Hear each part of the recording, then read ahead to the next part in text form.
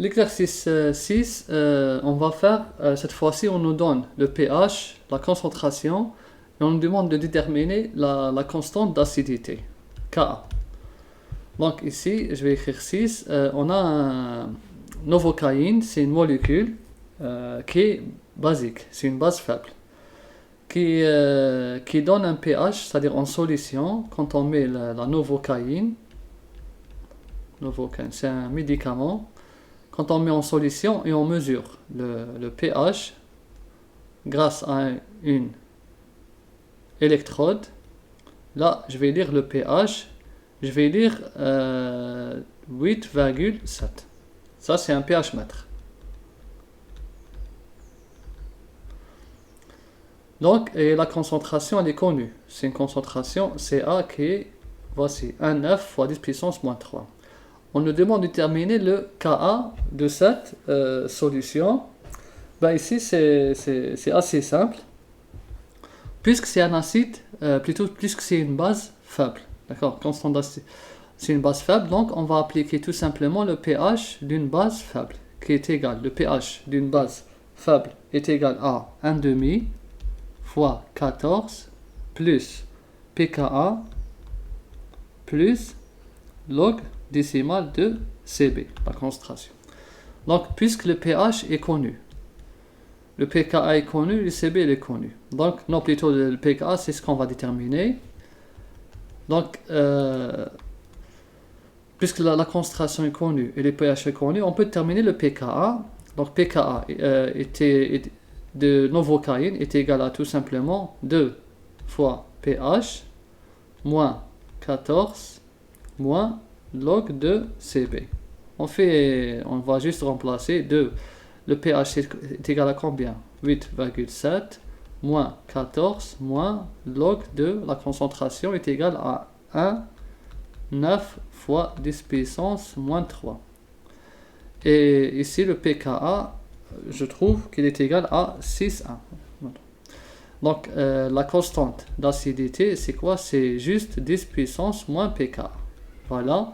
Et j'ai trouvé une valeur d'environ 7,9 fois 10 puissance moins 7. Voilà la constante d'acidité de la novocaïne.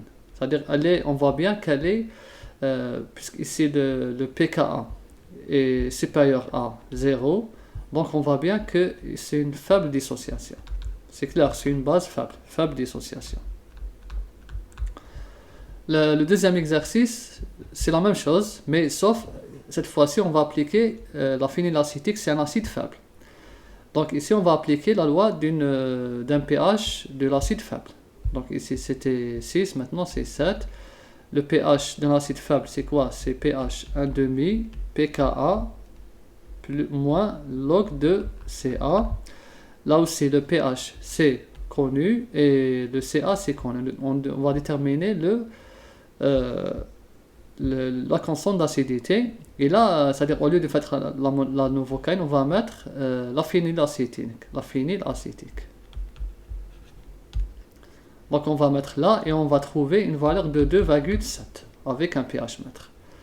Et on a la concentration massique, ici c'est une teneur massique, on nous a donné en grammes par litre, et donc on va appliquer, donc ici le pKa est égal à 2 fois pH plus log de Ca. Bien sûr, ici, la concentration, elle doit être en mol par litre. C'est important. Là, on parle de concentration molaire. Dans les pH, on applique les concentrations molaires. Ici, la concentration molaire, c'est quoi? On nous a donné une teneur massique. Donc, c'est 17,8 grammes par litre. C'est 17,8 grammes par litre. On va multiplier par l'inverse de la masse molaire. Donc, une mole de la phénylacétique, la voici, une mole de la phénylacétique, elle pèse 136 grammes. 136 grammes. Donc, gramme avec gramme, et on obtient une valeur en mol par litre. Donc, la concentration de la phénylacétique est égale à environ 0,13 mol par litre. Et je remplace, ici je reviens, donc 2 fois le pH c'est combien? 2,6 fois plus log de 0,13 et j'obtiens une valeur de 4,3. Le pK c'est 4,3. Et vous faites pour le Ka, c'est égal à juste 10 puissance moins pKa. Et vous faites le calcul. Bon, j'ai pas fait le calcul. Vous le faites et vous obtiendrez la constante d'ionisation ou bien la constante d'acidité de la phénylacétique. Et là aussi, on voit bien que c'est un acide faible.